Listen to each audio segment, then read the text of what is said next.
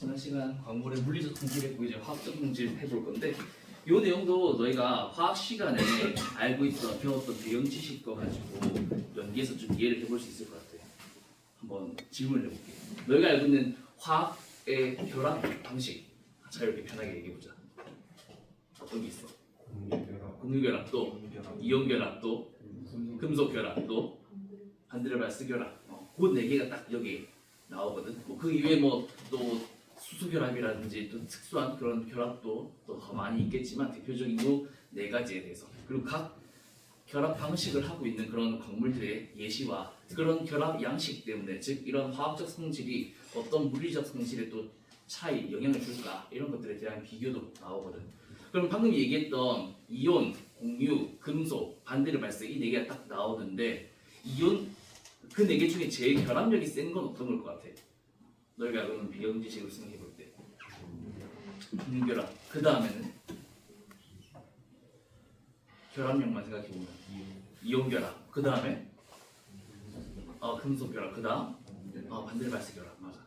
그러면 공유결합은 비전자쌍을 공유하는 거잖아. 그런 방식의 결합을 하고 있을 것으로 생각되는 광물은 어떤 게 있을 것 같아?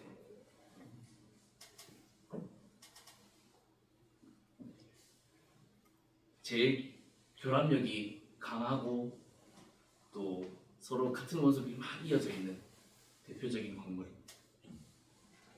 다이아몬드 맞아. 다이아몬드는 그렇고 이제 흑연도 그렇고 흑연도 이제 탄소 사이에 공유결합이 계속해서 이루어져 있지 맞아. 이온결합하고 있는 건 어떤 게 있을 것 같아?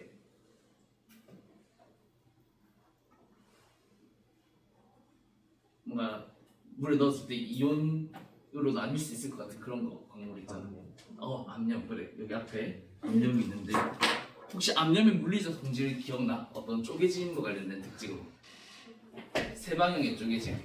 서로 이제 90도 방향. 그래서 이렇게 암염을 크게 보면 이렇게 분면체 모양으로 쪼개져 있는 것도 확인할 수 있어. 혹시 이거 궁금하다면 맛은 아니더라도 향을 맡아봐도 돼. 꽤 좀 짠 향이 나. 바다 향 그런 느낌이 나거든. 아무튼 암염이 여기 앞에 있으니까 나중에 관심 있으면 또 확인해보고 암염력이 그런 결정 세트 안에 있는 것도 있던데 얘가 제일 크게 잘 발달한 결정이어서 나중에 관심 있으면 만져보고 냄새를 맡아가지고 할지는 마. 예전에 꽤 많은 학생들이 하지 말라 했는데 살짝 시도하는 그런 부분이 있었거든요. 자, 그 다음에 이제 금속결합. 금속결합은 당연히 금속 광물 사이 결합이니까 우리가 알고 있는 뭐 여러 가지 금속 광물들 뭐 굴이라든지 아니면 뭐 금이라든지 그런 것들 금속 결합하고 있을 거고. 그 다음에 반드르발스 결합을 하고 있는 광물 두 가지가 있어. 어떤 게 있을까? 책에서 소개하고 있는 게 있는데 저번에 쪼개져 봤던 음모류, 흑음모, 백음모가 또 있고 그 다음에 또 하나 더 있어. 아까 전에 얘기했던 탄소 중에 다이아몬드 말고 흑연은 그 한 방 이쪽 방향 평평한 수평 방향에 대해서는 공유결합과 쭉 이루어져 있지만 또 그 판과 판 사이에 반드르발스 결합이 있거든. 그래서 너희들 다 잘 알고 있어. 그래서 앞에 보자. 이온 결합으로는 대표적인 게 이제 소금 그리고 또 방해석 탄산염 광물이잖아. 그래서 이제 이런 방해석이 있을 거고 이온 결합은 적당히 결합력이 강하다. 그래서 경도도 꽤 높다. 하지만 전기 전도도 낮고 이온 결합이기 때문에 물이나 약한 산에서의 용해도는 높다는 그런 특징이 있지. 다른 광물들에 비해서 이런 포인트를 체크해주면 좋겠어. 그래서 공유결합은 아까 얘기했던 다이아몬드 또 섬아연석 같은 그런 것들이 이제 매우 강한 결합력을 가지고 그러다 보니 경도도 이런 공유결합으로 이루어진 것들은 이제 높다. 그리고 물론 이 경도는 또 방향성도 고려해볼 수도 있을 거야. 물론 여기 우리가 알고 있는 흑연 같은 경우 반드르발스 결합만으로 이루어져 있는 것은 아니거든. 그리고 이온 및 공유 결합을 하고 있거나 아니면 다른 여러 가지 결합이 섞여 있는 그런 경우가 주로 있는 광물들이 있어. 강남석이나 대금모 이런 것들. 그래서 이제 결합의 종류도 다양하고 결합력도 강한 그런 성질이 있지. 그리고 금속 결합으로 금, 구리 이런 것들. 얘네들의 특징이 이 전기 전도도가 아무래도 높겠다. 금속 결합은 어떤 방식으로 결합하는 것으로 알고 있어 너희가? 단전자. 맞지? 자유전자 양이온 양이온이 서로 이제 적당한 거리에서 그 위치를 유지할 수 있게끔 자유전자들이 이 양성자 주위로 왔다 갔다 하면서 나타난단 말이야. 그래서 전기 전도도가 되게 높다. 다른 광물에 비해서 이런 결합을 하고 있는 거거든. 그리고 반데르발스 결합은 이제 흑연, 황, 또 이제 운물류에도 이런 것들이 포함되어 있는데 그런 것들은 아무래도 이제 결합력 경도가 그 방향으로는 되게 약하고 그리고 경도도 낮은 그런 특징이 있지. 자, 그래서 이 광물 관련돼 가지고는 어쨌든 지난번에 대부분 직접 보고 했으니까 이런 표 정도 기억해주면 될 것 같고 뒤에는 이제 각 결합의 어떤 의미에 대해서 쭉 적어놨으니까 너희가 이거 강의자를 올려주면 한번 찾아보고 읽어봐봐. 알지?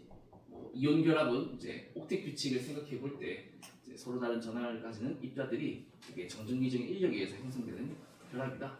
금속 원자, 비금속 원자 서로 접근하면 전자 내어주면서 이온 형성되고 정전기적 인력 때문에 안정한 거리에서 이온 결합 형성이 된다는 거. 공유 결합도 이 비금속 원자가 서로 전자 내면서 전자 쌍 만들고 공유하면서 만들어지는 것이다. 이런 그림이 전공책에 있더라고. 그래서 가지고 와봤어. 그다음에 금속 결합도 내가 얘기해줬듯이 이 금속 원자의 그 최외곽 전자가 이제 한 원자에 고정되어 있지 않고 자유전자의 형태로 있다. 그러다 보니 이제 그 양이온 사이를 자유롭게 움직이면서도 양이온들을 묶어주는 그런 역할을 한다. 이렇게 이해해주면 되겠습니다. 반데르발스 결합은 이제 무극성 분자에서 이 전자의 이동으로 쌍극자가 형성이 될 수가 있어. 거리가 매우 가깝다 보니까 각각은 이제 서로 중성, 무극성인 그런 분자 상태인데 그럼에도 불구하고 가까우니 아무래도 이제 각 분자 이 내에서 이제 플러스 있는 쪽, 마이너스 있는 쪽 서로 이제 반대 방향으로 있으려고 하니까 그러다 보니 이제 일시적으로 이런 편극이 발생하고 그 이유로 이제 서로 인력이 만들어져 있는 거지. 그래서 여기 앞에 보면 이제 흑연이 있는데 여기가 이제 흑연의 어떤 이제 구조거든, 화학 구조인데 이 흑연을 보면 손으로 만지니까 되게 지저분하죠. 흑연을 보면 이런 식으로 흑연 연필심이잖아, 그렇지? 그래서 요 면을 보면 되게 치밀해 보이고 광택이 좀 보이는 것 같아, 맞지? 근데 요걸 옆에서 보면은 꽤 좀 험난한 인생을 살아온 것 같아. 막 줄무늬가 이렇게 가로 방향으로 막 나타나 있지. 그래서 요 방향으로 좀 이렇게 힘을 주면은 뭐 이렇게 도끼나 이런 것들로 정 같은 걸로 힘을 주면 아마 톡 끊어질 거야. 운모는 너희가 직접 많이 해봐서 알고. 그래서 쌤은 힘을 좀 그래도 꽤 준다고 줘봤는데 잘 안 되더라고. 그래도 이 결합이 뭔가 된다. 요 모양, 요 방향으로 좀 힘을 주니까 그래. 좀 이렇게 바삭바삭하네. 너희들 연필심은 그래도 잘 가공된 거니까 꽉꽉 눌러가지고 어쨌든 갈아서 쓰여지기 쉬운데 이렇게 반데르발스 결합을 하고 있는 그런 약한 방향도 있기는 하다는 거. 근데 여기 보면 오른쪽 아래에 있는 이 그림은 바로 배분모의 화학 구조거든. 그래서 배분모는 앞에 우리 화학식도 여기 나와 있었는데 배분모의 화학식은 이렇게 되어 있어. 그래서 포타슘도 있고 그 다음에 뒤에 하이드록시기도 있고 그 다음에 규소, 알루미늄, 산소 이렇게 구성되어 있는데 그것의 어떤 화학 구조를 나타내면 이렇게 나타낼 수 있어. T는 테트라헤드로 4면체를 말하고 4면체층.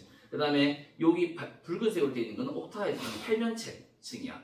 그래서 4면체, 8면체, 4면체 플러스 양이온 해가지고 요 하나가 단위체가 되는 거지. 그리고 운모리는 너희들 알고 있듯이 한상 구조를 쭉 나타나 있잖아. 그래서 요 단위체가 옆으로 수평방향으로 주주주주 계속 이렇게 붙어 있는 거야, 입체적으로.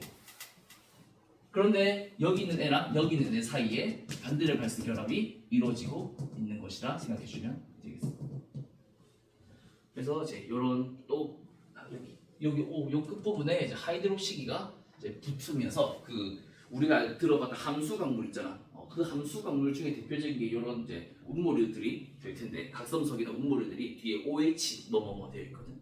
어쨌든 이제 이런 식의 특징을 또 확인해 볼 수 있겠어. 자, 그래서 네 가지 이런 결합이 있는데 또 다른 전공책에서는 뭐 이런 표나 이런 이제 삼각도로 또 나타내고 있더라고. 이온 결합, 공유 결합, 금속 결합 중에 이제 혼합되어 있는 것들이 있댔잖아. 이온, 공유, 이렇게 섞여 있는 것들, 감람석 또는 각섬석 이런 것들은 이제 좀 혼합 이들이 섞여 있고, 그 다음에 뭐 공유결합과 금속결합 이렇게 하고 있는 것도 있다. 그리고 우리 책에 없는 부분인데 각 결합의 결합력 강도, 용해도, 전기적 성질은 있었어. 근데 융점, 녹는 정도 있잖아. 이 용융점도 결국 이제 결합력이 셀수록 좀 높은 온도에서 결합을 끊을 수 있을 테니까 용융점과 이 결합 강도의 관계도 이 책에서 소개하고 있는 것 같아서 이것도 좀 추가로 넣어봤어. 자, 그리고 우리 책에서는 화학적 성질이라고 해서 동질 이상, 유질 동상, 고용체와 관련된 광물의 성질을 또 얘기하고 있거든. 이것도 같이 한번 살펴보자. 자, 동질 이상은 한자로 같은 동자에 성질할 때는 질자야. 근데 다를 이자에 이제 어떤 모양 상자거든. 그래서 성질은 같은데 구조가 이 상자 할 때는 구조를 생각하면 될 것 같아. 구조가 다르다라고 생각하면 돼. 신기하지? 근데 그런 사례는 너희가 이미 알고 있을 거야. 화학 성분은 같지만 생성 방식 환경에 따라서 결정 구조가 다르고, 대표적인 게 금강석과 흑연이 있지. 얘네들이 왜 다 탄소로 이루어져 있는데 다른 거지? 이거는 어렸을 때도 배웠잖아. 환경 환경 때문에 다르지. 특히 압력, 온도, 압력 요거 때문인데. 그래서 최근에는 이제 이런 실험 환경을 안정적으로 만들 수 있어서 인공 다이아몬드도 많이 만들어지고 있다고 해. 그렇지? 그래서 실제 다이아몬드의 가치나 그 가격도, 판매 가격도 꽤 변화가 있다라고 얘기를 하고. 그래서 이 흑연과 금강석이 형성될 수 있는 그런 이제 안정화될 수 있는 온도와 관련해서 이렇게 제시하고 있는데, 저 그림이 이렇게 돌리면 이 그림이 될 거야. 그래서 이런 생성 당시의 환경에 따라서 다르다는 거. 그렇게 다르다 보니 금강석과 흑연은 결정계가 이상이래잖아. 동질 이상, 동질인데 이상이라는 거야. 금강석은 등축전계, 흑연은 육방전계. 그래서 결정형도 다르고 색깔도 다르고 투명도도 다르고 경도도 너무나 다르고 비중도 다르고, 그래서 이런 특징이 있다는 거. 뿐만 아니라 우리 책에서는 황철석과 백철석 그리고 방해석과 아르고나이트도 제시하고 있거든. 그래서 황철석은 지난번에 우리 같이 봤던 이 가보금에 해당하는 이런 금속 광택을 보이는 얘야. 백철석은 학교에 없더라고. 근데 어쨌든 얘네 둘이는 둘 다 똑같은 FS2라는 화학식을 가지고 있는 광물인데, 얘네들도 이제 환경이 달라서 황철석은 등축전계, 백철석은 사각전계, 그리고 색상 다르고 투명도는 뭐 둘이 불투명하고 경도도 둘이 비슷하네. 비중도 비슷하고. 근데 또 이런 이제 결정계나 색상의 차이가 있는 그런 동질 이상 관계다라고 생각해 주면 되겠어. 그리고 방해석도 우리 같이 봤었잖아. 방해석도 이제 무색, 투명한, 그리고 결정형은 어떤 형태라고 한댔지? 마른 뭔데 약간 대각선 기울어져 있는 이런 모양을 능으로 하는 거. 능면체상, 능면체상으로 되어 있는 이런 것들. 근데 같은 CaCO3인데 얘도 이제 생성 환경이 다르다면 방해석은 삼방전계 무색이고 아르고나이트는 사방전계의 이 흰색으로 나타나는 불투명한, 반투명한 그런 특징이 나타난다는 거. 그런 차이 확인해 보면 될 것 같아요. 그리고 여기 보면은 지금 하나의 붉은색 선이 어떻게 되어 있어? 이 광물을 통과하니까 두 개로 쪼개졌지. 이런 현상을 뭐라 할까? 복글절이라고 얘기를 해. 실제로 이 복글절 현상을 일으키는 광물을 우리는 이방체 광물이라고 하는데, 달을 이자에 방향 방자야. 그래서 다른 방향으로 빛을 이제 진동시킨다 이런 의미야. 그래서 이 이방체 광물 이따가 광학적 성질할 때 좀 더 자세히 다뤄볼게. 자, 그리고 우리가 제일 잘 알고 있다고 생각되는 석영, 되게 간단하지? SiO2라는 이 석영도 6개의 종류가 있어, 자연계에서. 그래서 보면 제일 온도 압력이 낮은 그런 환경에서는 이 저온 알파석영에서 삼방전기가 나타나. 그리고 고온 베타석영은 우리가 이제 또 육각형 기둥의 모양을 보는데, 이 고온형 베타석영은 육방전개로 나타나요. 얘네들의 차이가 조금 느껴져? 틀린 그림 찾기. 너무 많이 다르지? 다 동그랗게 쳐야 될 것 같지? 여기 안에 있는 모양을 보면은 특히 또 다르게 보이는 거 또 확인할 수 있을 텐데, 어쨌든 이렇게 온도 압력에 따라서 이렇게 삼방전기, 육방전기가 될 수도 있고, 요영역에서 만약에 정출되었다면, 그리고 더 낮은 압력에서 그리고 또 온도가 높은 환경에서는 이제 트리기마이트 또는 크리스토발라이트 이런 석영이 만들어질 수도 있다고요. 판구조론적인 성격을 고려할 때 어떤 환경이 있어 이런 부분은 저압 고온이면은 접촉 변성작용 같은 그런 곳에서 그런 것이 일어나는 곳에서 이런 석영이 산출될 수 있겠지. 그리고 전개도 트리디마이트는 사방전개, 크리스토발라이트는 정방전개라고 얘기를 하는데 마그마가 분출되는 그런 이제 화산암 내에서 주로 산출된다고 하네. 그리고 코에사이트는 여기 있는데 이 코에사이트는 납작한 육각형의 결정형이라 하고 스티쇼바이트는 정방전개인데 운석 구에서 산출되는데 그만큼 아주 고압 환경에서 운석이 떨어져야 거기 있던 기존의 석영들이 이제 순간 확 녹으면서 다시 식을 때 이런 고온 고압 환경에 특히 고압 환경에서 만들어지는 그런 이제 광물이 된다는 거야. 그래서 보면 같은 석영인데도 전개가 뭐 다 있어. 삼방전개, 육방전개, 사방전개, 정방전개 그것만 없네. 등축전개 없고 반사전개 없고 삼사전개도 없네. 네 가지가 있는 네 가지가. 자 어쨌든 이런 식으로 석영도 동질 이상체다라는 거. 자 그다음에 유질동상은 우리 책에 하나 케이스 소개하고 있는데 바로 이제 탄산염 이온을 포함하는 그런 탄산염 광물 중에서 그 앞에 있는 양이온이 칼슘이냐, 망가니즈냐, 철이냐에 따라서 성질이 조금 많이 달라야 되는데 신기하게도 결정계가 똑같은 거예요. 그래서 결정계가 똑같으면 상이 같다라고 하잖아. 근데 지금 성질은 뭐 같은 비슷한 것도 있고 또 다른 것도 있어서 이러한 케이스를 우리 유질 동상이라고 해요. 그래서 결정 구조가 같은데 삼방전개로 결정 구조가 같은데 유사한 화학 성분을 가진 그런 관계다. 그래서 물리적 성질이나 광학적 성질이 조금 유사하대. 같다라는 거 아니야. 동질 동상이 아니야. 유질 동상이야. 그래서 다르다고 하면은 이렇게 색이 분명히 좀 차이가 있지. 근데 이제 결정계는 이제 똑같다라는 그런 이제 특징이 있다라는.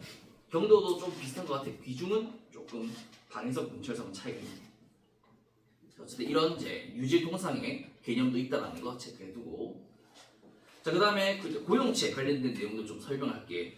이제 고용체는 그 어떤 솔리드 고체가 이제 녹을 때 하는 용융할 때 이제 고체가 이제 녹는데 이 녹는 과정에서 어떤 광물이 이제 양이온, 음이온으로 많이 이루어져 있는 그런 상태라면 그 이온들을 서로 치환시킬 수 있다는 거야. 그러다 보니 이제 이온이 치환이 되면 그 결정 구조가 바뀔 수 있는데 바뀌지 않는 일정한 결정 구조를 유지하면서 그 이온의 성분의 양이 시간은 몰P가 연속적으로 바뀌는 그런 성질을 우리는 고용체 성질이 있다라고 얘기를 해. 그래서 광물의 화학 성분은 석영과 같이 화학 조성이 일정한 것도 있지만 어떤 범위 내에서 변하는 게 많아. 특히 규산염 광물, 감람석, 사장석, 희석, 각성석 얘네들 다 광물의 화학 조성이 어떤 범위 내에서 변하거든. 근데 일정한 결정 구조를 가진다는 거지.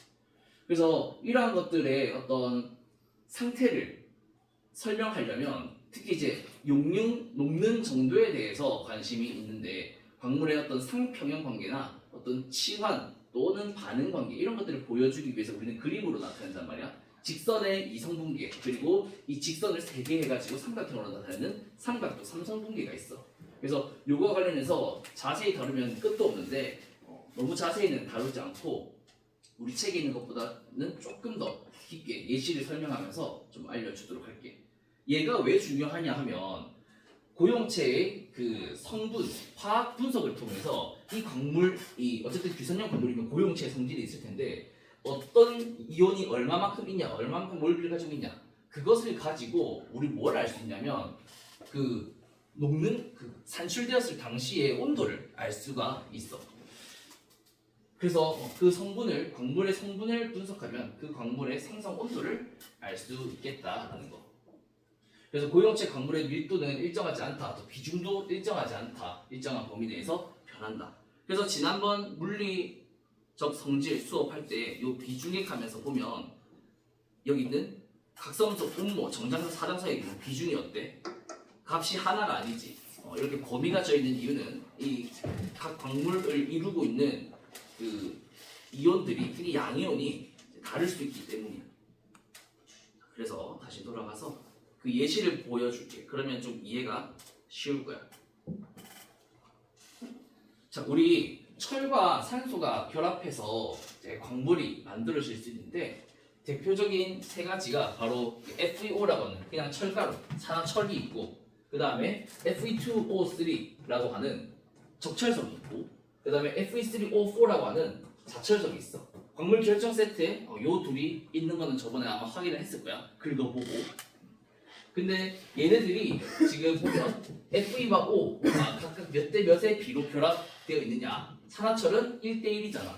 그래서 여기 있는 직선상의 이성분계로 나타내는 거야. 그러니까 여기에 만약 점을 찍는다면 철 100% 산소 0%라는 말이지.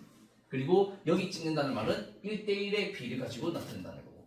그러면 만약 적철석 생각해보자. Fe2O3면 철이 40%, 산소가 60% 있다는 거니까 이 산소를 기준으로 60%쭉 당기고 그 다음에 철을 기준으로 2대 3이니까 여기서 40%쭉 당기는 거야.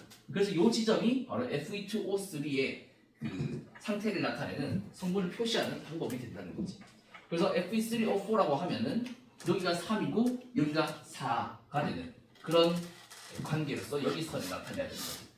오해할 수 있는 게 Fe3이니까 여기서 3, 산소가 4니까 여기서 4. 그게 아니야. 여기가 100%인 것이니까 0에서부터 3대 그러면 산소는 0에서부터 4 그래서 3대 4여야 된다는 거. 그래서 그런 식으로 표시를 한다는 거 생각해 주면 되겠어. 얘를 어떻게 하자? 3차원으로 이제 확장을 시킬 거야. 그 전에 예시를 한번 들어볼게요.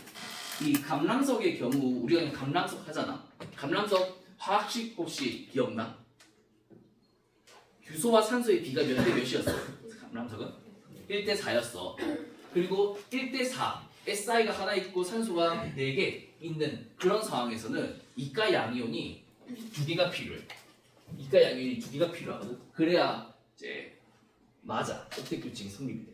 그런데 이때 마그네슘으로만 이루어져 있는 감람석은 우리가 MG 감람석, 퍼스트라이트라고 하고 그 다음에 철 100%로 이루어져 있는 감람석은 파이어라이트라고 얘기를 해.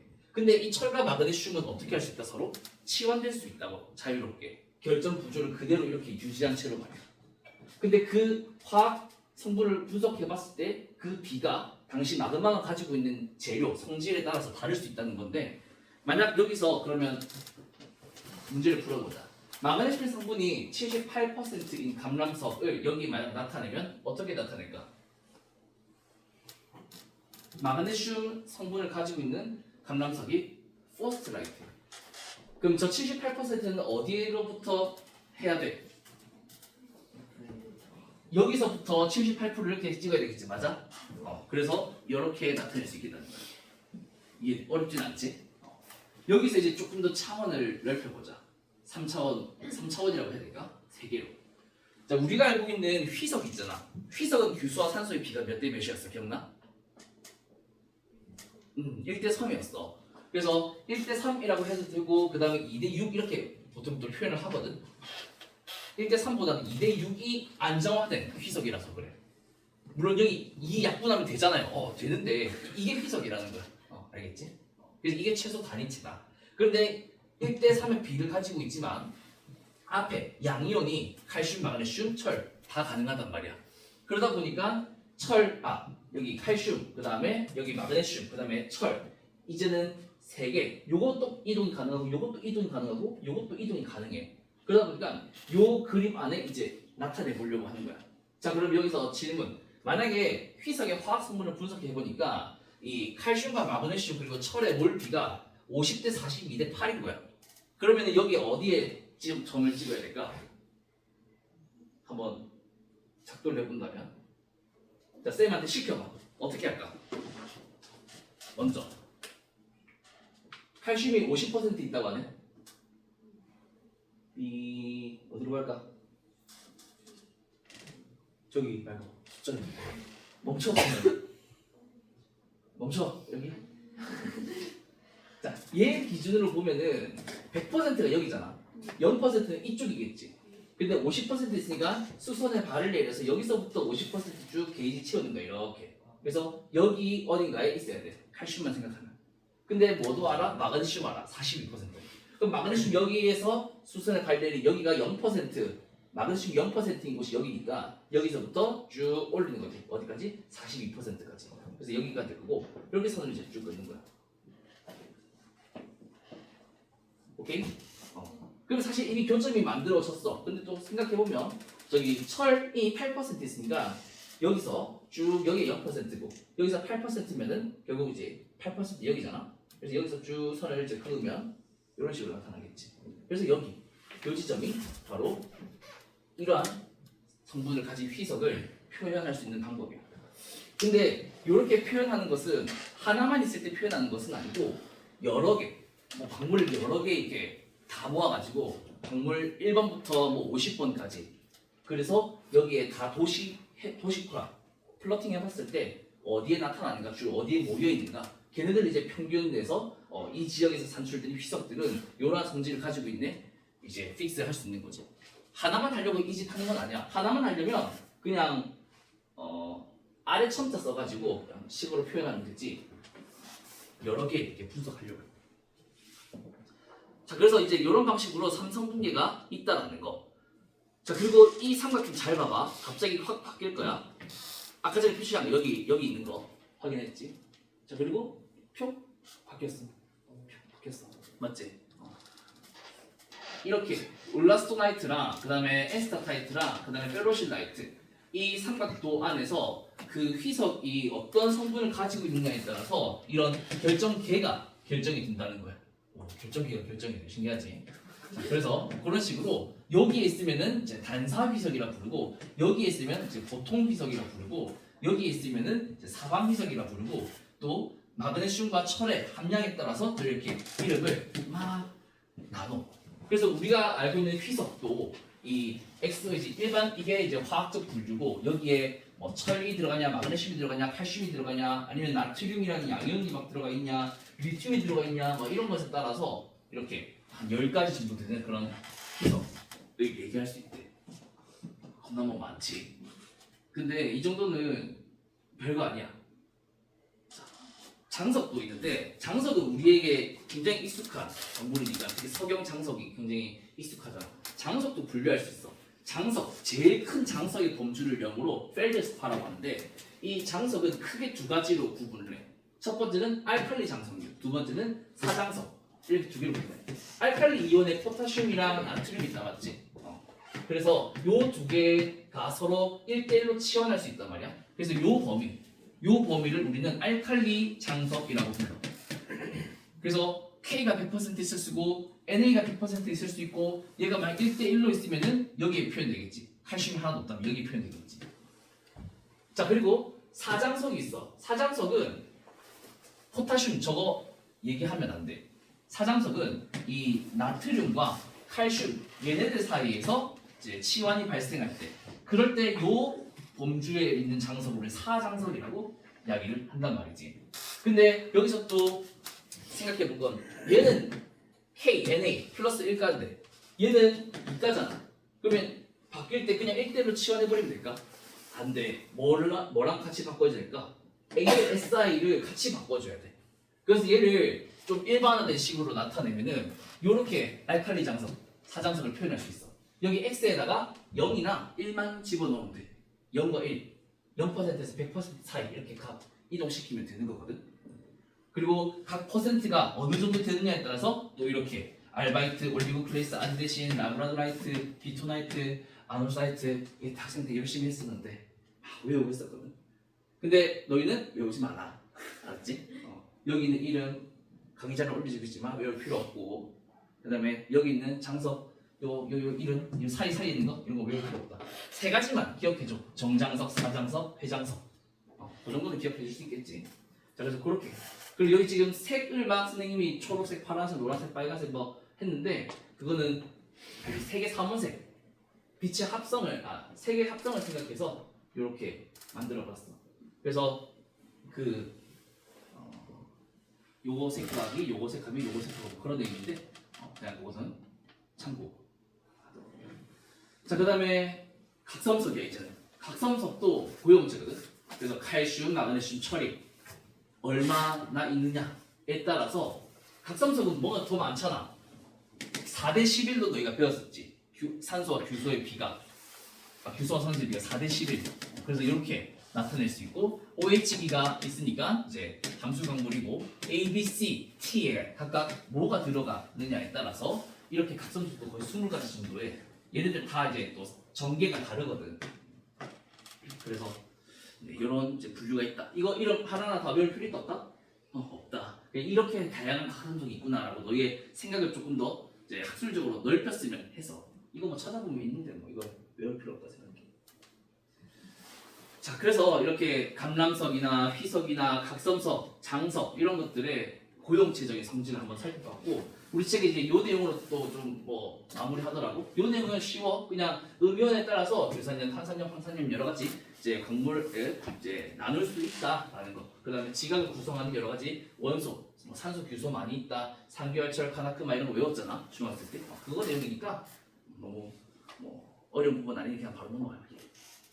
요 내용도 그냥 넘어가려고 해. 너희들 1학년 때 배우고 올라왔잖아, 그렇지? 규산염 광물의 어떤 구조형이라든지, 그 다음에 화학식은 좀 너희가 한번 확인해봐봐, 알았지? 그 다음에 벽계라든지, 그리고 여기 뒤에 이것도 같이 배웠으니까 공유산소수와 SiO, B라든지 쪼개진 요거라든지, 요거는 너희가 다 배우고 올라온 것이라 생각해서 뭐 더 자세히 설명하지는 않을게. 대신에 시험에 나올 수 있으니 기억해서 복습은 해 놓도록 해, 알았지? 배우고 올라온 거니까. 자, 이제 광학적 성질 한번 해볼 건데, 자, 광물의 광학적 성질은 우리가 빛을 광물에 쏴. 그때 반사되거나 내부를 추구할 때 나타나는 여러 가지 특성을 얘기하는데, 그래서 사실 광택 뭐 이런 것들도 생각해 볼 수 있겠지만, 우리는 주로 광학적 성질은 그 광물 추가시켰을 때 나타나는 특성을 좀 주로 얘기를 해. 이때 광물에 빛을 쏠 때 자연광, 그냥 모든 방향을 진동하는 빛을 쏘지 않고 편광을 이제 쏘거든. 그래서 이 편광이라고 하는 것은 한쪽 방향으로만 진동하는 빛을 의미해. 그리고 이러한 편광을 일으키기 위한 판을 우리는 편광판이라는데, 이 편광판을 편광현미경에서는 두 개를 가지고 있어. 밑에 하나, 위에 하나. 근데 밑에 하나 있는 이 하부 편광판은 재물대 아래에서 그냥 그대로 고정이 되어 있어 이미. 얘는 온오프 할 필요가 없어. 그냥 설치가 되어 있다 생각해 주면 되겠고, 그 다음에 위에 있는 이 상부 편광판은 우리가 분석할 때 얘를 넣었다 뺐다 하면서 그 개방 니콜 상태와 직교 니콜 상태를 만들 거야. 얘를 빼놓은 상태를 우리가 개방 니콜, 얘를 넣어놓은 상태를 직교 니콜이라 하거든. 왜 직교 니콜이라 하냐면 하부 편광판, 사부 편광판의 그 편광 방향을 서로 수직한 상태로 만들어 놓거든. 그리고 얘는 분석에 쓰이기 때문에 영어로는 analyzer라고 이야기를 해. 그래서 이제 이런 이제 방식으로 이제 구조화되어 있다. 뭐 대물렌즈, 저발렌즈는 너희 알 거고, 이 위에 재물대 뭐 돌릴 수 있다는 것 정도 알 거고, 그 위에 박편이라는 것을 올려놔야 되는데, 박편은 어떤 것이냐? 굉장히 얇은 것을 의미하지. 자, 그래서 요거는 요 자료는 이제 편광판이 실제로 빛을 이렇게 진동시키는 방향을 이제 원하는 방향으로 이렇게 바꿀 수 있다라는 그런 의미의 자료가 있어서 가지고 왔고, 상부 니콜, 상부 편광판, 하부 편광판, 얘네들이 서로 수직한 상태이기 때문에 이런 식으로 서로 수직한 상태이기 때문에, 그래서 두 편광판을 다 통과하면 이 빛은 소광, 사라져 버린다. 그런 현상을 소광이라고 하는데 뒤에서 추가로 얘기해요. 자, 우리가 편광현미경을 쓰기 전에 사실은 확인해야 될 부분이 있어. 첫 번째는 박편이 잘 만들어졌는지 확인해야 돼. 이 박편은 얇게 간 것을 얘기하는데 0.03mm로 굉장히 얇게 이 두께를 정해서 만들어야 돼. 그리고 두 번째는 상부 편광판 제거한 상태에서 빛이 적당한 밝기 가지고 있는지, 그리고 고르게 분포하는지 확인해야 되고, 그리고 편광판 딱 넣어서 아까 전에 봤듯이 하부, 상부 편광판이 딱 들어가 있으면 중간에 아무것도 없이, 그러면 빛이 소광되어야 한단 말이야. 이렇게. 그렇기 때문에 잘 소광되어 있는지, 즉 직교 상태인지를 확인해 줘야 돼. 그리고 중심을 맞춰야 되겠지. 재물대 위에 올리고 돌렸는데 얘가 막 시야에서 휙 벗어나 버리면 안 될 거잖아. 그래서 중심을 맞춰야 되는데, 요 세 개가 대체로 어느 정도 이제 세팅이 되어 있으니까 너무 걱정할 필요 없고 세팅이 조금 안 되는 것도 있는데 아마 활동 자체에서 큰 문제는 없을 거라 생각해. 자, 그리고 이제 선생님이 이 다음 시간 우리 실습을 할 텐데 실습할 때 이런 식으로 너희들에게 안내할 거야. 자, 배군모를 꺼내서 배군모 박편을 꺼내서 제물대 위에 올리고 개방 니콜 상태에서 광물의 다색성과 결정형, 쪼개짐을 확인하세요라고 할 거야. 그러면 이제 개방 니콜 상태라는 것이 상부 평면판을 빼야 되구나. 그리고 배군모는 무색의 그 투명 광물이기 때문에 어떤 것으로 보일지 너희가 미리 예상을 하는 거야. 운모는 쪼개짐이 몇 방향? 한 방향. 그렇기 때문에 결정형에서 이제 한 방에 광물 결정 내에 이렇게 선이 나타날 거고, 그다음에 무색이니까 개방 니콜에서는 뭔가 색이 보일까 안 보일까? 안 보여. 그냥 이제 하얀 배경에 그냥 결정형만 이렇게 검은색 선으로 찍찍 나타나 있을 거야. 이제 그리고 뭐 그런 식으로 너희가 보면 되는 거지. 자, 그리고 뭐 직교 니콜 상태에서 뭐 이렇게 해라 그런 식으로 안내를 할게. 자, 그래서 각각의 상태나 옵션을 잘 알아야 돼. 개방 니콜 상태는 상부평면판 제거한 상태다. 요 개방 니콜 상태에서 우리가 알 수 있는 것은 광물의 결정형, 그리고 쪼개짐, 그 다음에 돌렸을 때 나타나는 다색성. 이 다색성은 유색 광물에서 나타나는 현상이야.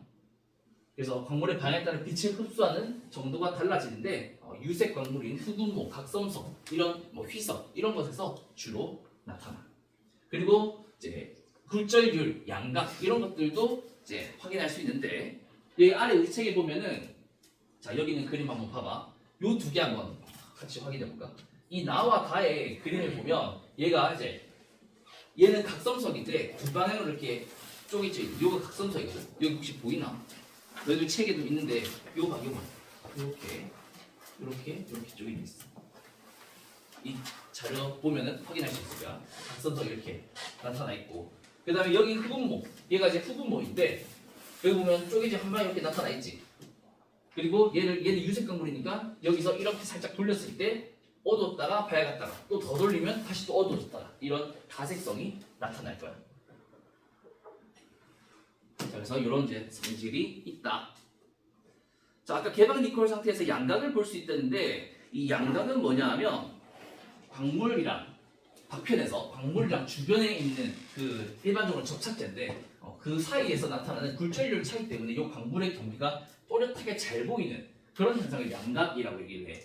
이 양각은 우리가 크다, 작다 이렇게 표현하는데 어떤 관찰 대상 광물이 주변 광물보다 두드러져 보이면 이렇게 경계가 또렷하게 두드러져 보이면 같은 초점에서 말이야.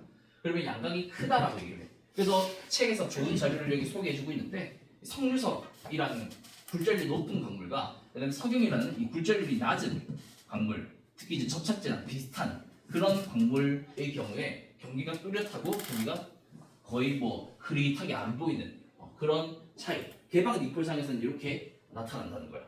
근데 직교 니콜로 바꾸면 이 경계가 너무나 또렷하게 이제 잘 보이게 될 거야. 근데 개방 니콜에서는 이런 차이를 직교 니콜 상태에서는 싹 다 경계가 또렷해. 근데 개방 니콜 상태는 그렇지 않고 그렇기 때문에 굴절률의 그 차이 그런 것들을 우리가 알 수 있다라는 거지.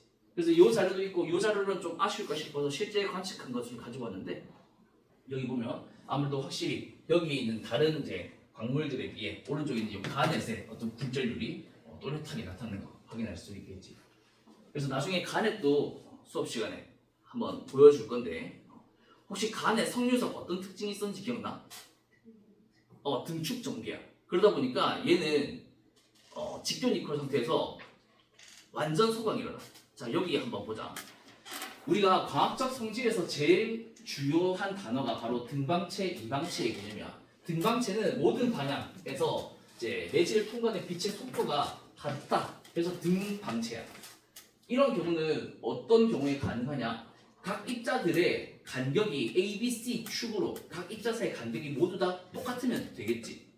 그렇게 되면 어느 방향으로 쏘아도 얘는 그 대칭성을 가지고 있기 때문에 방향에 따라서 진동하는 정도가 차이가 없을 거야. 그래서 등축 전개에 해당하는 요 광물들, 석류석, 금강석, 압력, 황천석, 자천석 얘네들은 다 등방체 광물이다. 그래서 복굴절 아니라 단굴절이 일어나기 때문에 직교 니콜 상태에서 보면은 그냥 새카맣게 아무것도 안 보여. 자, 그다음 두 번째 이방칠 광물. 그냥 다 얘네들 말고 그냥 우리가 알고 있는 대부분의 조항 광물들, 산염 광물들 다 이방체라고 생각하면 돼. 이방체는 아까 얘기했지만 광물에 입사하는 빛의 진행 방향에 따라서 그 진행 속도, 굴절률 얘가 이제 달라지거든. 차이가 발생하거든. 그래서 이제 간섭색이라는 것도 나타나고 360도 돌 때 4번의 소강이 발생한다.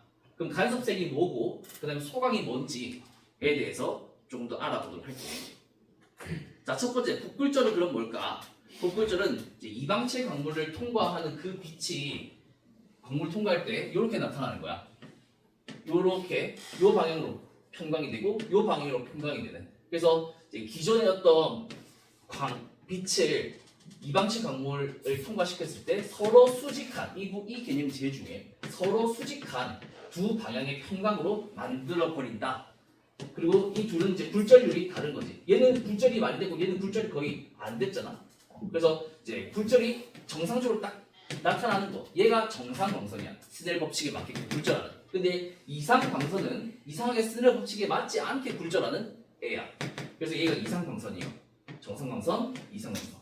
그러다 보니까 이런 복굴절이 나타나서 글자가 막 두 개로 보이고 그런 이제 특히 방해석과 같은 무색한 그런 이제 광물은 그 복굴절을 직접 우리가 느낄 수도 있는 거고. 그 복굴절이 발생하는 이유는 이것 때문이지. 아까 얘기했듯이 그 입자와 입자 사이에 배열 간격이 만약에 등축적이라면 모든 방향은 똑같으니까 복굴절 안 일어나고 대부분의 광물들은 이렇게 등축적이가 아니니까 방향에 따라서 그 원자 주위에 그 전자가 다른 전자들이랑 진동하기 쉬운 그런 고유한 주파수로 진동을 해야 되는데 이 이방체 광물에서는 최대와 최소의 어떤 전 자기장의 강도가 그래서 90도 간격으로 이렇게 배열이 되어 있단 말이야. 요 개념이 그 전자기장의 어떤 강도를 나타내는 거거든. 그리고 빛은 진동할 때 그 강도 축을 따라 반응하기 때문에 진동하는 방향이 그렇기 때문에 이제 서로 수직한 두 방향의 편광으로 바꿔버린다는 거야. 그래서 이제 이런 이방치 광물의 특징을 생각해 보면 복굴절이 발생한다 하는구나라고 생각해 주면 되겠어. 자, 그리고 요 개념은 좀 특수한 사항을 좀 고려해서 얘기하는 건데 광축이라는 개념이 있어. 우리 뭐 렌즈를 통과할 때 굴절이 이렇게 대각선으로 넣거나 이 렌즈에서 이 부분 끝 부분을 넣으면 굴절이 일어나잖아. 근데 정확히 이 가운데 부분을 빛을 통과시키게 되면 굴절이 일어나 안 일어나? 안 일어나잖아. 요것과 마찬가지로 우리 광물에서도 굉장히 대칭성이 높은 그런 방향이 있기 때문에 그 축 방향으로 만약에 빛을 쏘게 되면 이런 굴절이 안 일어나는 현상이 발생하게 돼. 그런 케이스, 그런 특정한 방향을 우리는 광축이라고 얘기를 하고 결정에서도 그런 광축이 있는데 하필 그 광축 방향으로 쏘면은 마치 이방체 광물이지만 등방체 광물을 통과하는 것처럼 빛이 진행하는 경로에 복굴절이 안 일어난다. 그런 이제 개념도 있다라는 거. 우리가 어차피 광학적인 내용을 하니까 이런 광축도 있다라는 걸 생각해 줄 필요도 있겠어요. 자, 그리고 이제 굴절률 그리고 위상차와 관련된 개념도 좀 살펴보고 싶은데 이 부분은 조금 어려울 수 있지만 한번 들어봐봐. 자, 우리 아까 평광현미경에서 밑에 하부 평광판이 있댔대. 그래서 얘 통과해가지고 이렇게 진동하는 빛이 있다는 거야. 근데 이방체 광물을 딱 만났어. 이 이방체 광물은 어떤 빛을 서로 수직한 방향으로 편광시켜 버린다 했잖아. 그래서 이 초록색 빛을 요 방향과 요 방향으로 서로 수직하게 쪼개가지고 진동시킨다. 근데 이때 진동시킬 때 빠르게 갈 수 있는 그런 빛도 있을 거고, 그 다음에 굴절률이 작아서, 그 다음에 굴절률이 커서 많이 굴절하다 보니 느리게 가는 빛이 있을 거란 말이야. 그래서 여기서 누가 더 빠른 것 같아? 파장을 보니까 파란색이 더 빠른 빛인 것 같지? 굴절률은 그럼 어떤 거야? 작은 거지. 그래서 이제 여기 보면 슬로우리가 굴절률이 큰 빛, 빨간색이고 굴절률이 작은 빛은 파란색, 이제 빠른 빛 이렇게 표현을 해놨어. 그리고 여기서 생각해 볼 때 빠른 빛은 먼저 이 이방체 광물을 통과했다. 그리고 느린 빛이 이 이방체 광물을 통과하고 겨우 딱 위에 도착했어. 근데 파란색 빠른 빛이 먼저 가잖아. 그래서 요만큼 이방체 광물을 딱 통과해서 나올 때 느린 빛이 빠른 빛보다 뒤쳐져 나오는데 그 차이를 우리는 retardation, 위상차라고 얘기를 해. 이 위상차는 어떻게 계산을 하느냐? 이 결정의 두께에다가 여기서 이제 D가 되겠지. D 곱하기 그다음에 두 그 빛의 굴절률의 차이, 이 굴절률이 발생하는 그 굴절률의 차이를 곱해주면 돼. 이때 그 굴절률의 차이를 우리는 목 굴절률이라고 얘기를 하는데 이게 건물마다 달라. 그래서 이게 또 고유한 이제 물리량이기 때문에 저 간섭 위상차가 발생하고 광물의 두께는 어떻게 0.03mm로 고정을 시킬 거라는 거야. 그러니까 광물마다 극굴절률이 고유하니 위상차도 고유하고 이 위상차 때문에 그 빛의 간섭색이 만들어지는 거라서 그래서 우리는 간섭색을 통해 어떤 광물인지 동정할 수 있다는 거지. 그리고 이렇게 나온 빛은 결국 서로 합성이 될 거기 때문에 합성판은 결국 두 빛의 벡터 합이 될 거야. 자, 그리고 여기까지 하면 마무리인데 선생님에게 딱 2분만 시간 줘. 알았어. 야, 2분만 좀 시간 주라. 자, 오른쪽 그림을 보면 좀 이해하기 수월할 것 같아서 자, 예를 들어서 이러한 상황을 생각해보자. 여기 하부 평광판 있어. 그래서 지금 동서 방향으로 막 진동을 하는 평광이 만들어졌다. 그리고 이 이방체를 통과했어. 근데 하필 빠른 빛은 한 파장 만에 갔고 느린 빛은 두 파장 만에 이 광물을 통과했다 하자. 그러면 위상차는 2람다 빼기 1람다 하면 1람다가 되잖아. 그러니까 처음 기존의 파장과 그 위상차가 같은 정수배의 파장인 상태인 거야. 이 케이스는. 근데 이 두 번째 케이스는 정수배가 아니라 정수배의 반파장의 그런 상태가 되어 있는 거지. 그래서 그런 경우에 이제 빛이 여기 위로 이방체 광물을 통과하고 그 다음에 위에 있는 상부 평광판 에너라이드도 통과해야 되는데 그 상태가 어떻느냐에 따라서 이제 다르게 돼. 그래서 어떻게 되느냐? 자, 첫 번째 위상차가 정수 파장인데 요 케이스야. 요 2람다 빼기 1람다. 그렇게 되면 어떻게 되냐? 서로 이제 보강 간섭이 발생해. 그래서 이 나오게 된 합성판은 되게 크게 나타난단 말이야. 이렇게. 그런데 이 위에 있는 상부 평광판과 진동방이 어때? 수직하지. 그렇게 되면 얘를 통과 못해. 반면에 반파장이 된다? 그렇게 되면은 이 진동 방향이 여기서 여기로 한번 90도 꺾였어. 그리고 그렇게 꺾인 방향이 위에 있는 평광판에 그 통과시키는 진동 방향이랑 똑같으니까 여기서는 소각이 안 일어나고 최대의 밝기로 나타나는 거지. 그래서 이런 케이스일 때는 합성파 소멸이 되는 소각 현상이 일어나고 이런 케이스일 때 가장 밝은 간섭색이 나타나는 거야. 그리고 중간에는 애매하게 중간일 때는 그냥 색도 간섭색도 화려하게 다양하게 나타납니다. 그래서 우리는 상부 평광판을 꽂으려고 하는 거고 아래에서 평광을 만들고 위에 또 상부 평광판을 꽂아서 이런 간섭색을 만들려고 할 거고 이 간섭색은 결국 이제 박편이 이방체인 경우에 복굴절 시켜버리니까 그리고 위상차를 만들어 주니까 그리고 그 위상차가 광물마다 고유하니까 그래서 이렇게 차이가 나타나는 거고 그런 과학적 성질을 이용해서 연구하고 분석하는 거지. 이때 소광은 쭉 0도에서 360도 한번 쫙 돌리는데 총 4번이 발생해. 왜냐하면 소광의 원리 자체를 생각해 볼 때 만약 하부 평광판을 통과한 어떤 평광이 광물의 그 고유한 진동 평광시키는 방향이 있잖아. 걔네랑 돌리다 보면은 4번이 일치하게 될 거야. 하부 평광판이 이렇게 평광시키는 걸로 해보자. 근데 정상광선, 이상광선의 그 진동 방향이 저렇게 돼 있어. 4방향. 이렇게 2방향, 이렇게 2방향이잖아. 그럼 돌리다 보면은 이 진동 방향, 하부 평광판의 진동 방향과 총 4번을 만나게 되겠지. 그러다 보니까 4번이 소광이 발생하고 그 사이사이 45도가 될 때 최대 밝기가 될 거라는 거야. 그래서 이제 이 자료 우리 책에 있는 자료인데 그 의미를 이렇게 이해해주면 좋겠어. 그 다음에 이따가 보면은 서경이라는 녀석은 이런 파동 소광이 나타난다는 특징이 있다. 그 다음에 장석 아까 전에 봤잖아. 정장석, K장석. 얘는 이런 칼스마드 쌍적이 나타나. 밝은 이렇게 서로 반전되면서. 그 다음에 NA 장석이라는 조장석 알바이트는 바코드 모양처럼 이렇게 나타나. 나중에 분명히 보게 될 거야. 그 다음에 얘는 보기 드물 수 있는데 미사장석이라는 장석의 경우는 이런 격자 무늬의 그리드가 나타나는데 이런 것들 알고 있으면 보일 수 있는 게 더 많으니까 이것도 같이 한번 머릿속에 넣어봐줘. 자, 그래서 이렇게 정리하고 뒤에 있는 내용은 그냥 너희들 활동 공부할 때 참고하라고 쭉 넣어 놓을 테니까 그냥 참고하도록. 자, 그래서 10분 쉬자. 쌤이 좀 더 시간을 뺐었는데 9시 55분에 여기 옆에서 만나는 걸로 해. 알았지? 10분 쉬다가